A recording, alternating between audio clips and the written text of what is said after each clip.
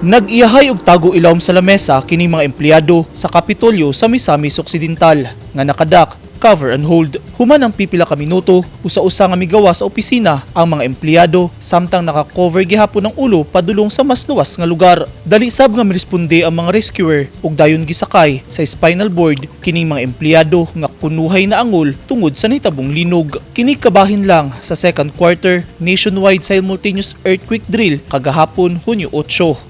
Misalmot sab sa earthquake drill ang mga miyembro sa Misamis Occidental Police Provincial Office ug mga empleyado sa Department of Public Works and Highways kun DPWH nga gipangunahan sa Provincial Disaster Risk Reduction and Management Office kuyog ang Bureau of Fire Protection ug Department of Interior and Local Government. Sa Digos City sa Davao del Sur, may partisipar sab sa drill ang mga empleyado sa lokal nga gobyerno. Ang City's Disaster Risk Reduction and Management Council ug BFP ang niorganisa sa earthquake ug fire drill aron makahibalo na sa angay himuon ug galing motayog ang linog. Ang Davao del Sur usa sa grabeng naapektuhan sa pagtayog sa kusog nga linog niadtong tuig 2019. Abtik sab nga may partisipar sa quarterly nationwide simultaneous earthquake drill ang mga empleyado sa Kapitolyo sa probinsya sa Davao de Oro.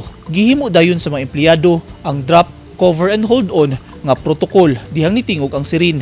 Nanggawas sab dayon sila sa opisina ug miadto sa open area sa Capitol Compound. Baguhay lang sab kitayog sa kusog nga linog ang Davao de Oro nga daghan ang nadanyos nga kabtangan ug infrastructure. Ug sa General Santos City, nakahibalo na sa ilang buhaton ang mga empleyado sa gobyerno ug galing adunay linog.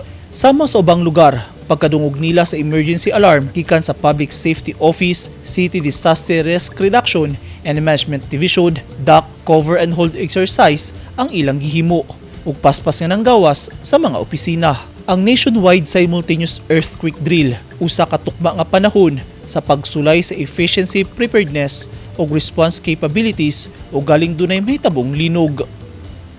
Eugene Hinutan, Newsline Philippines. Stay safe.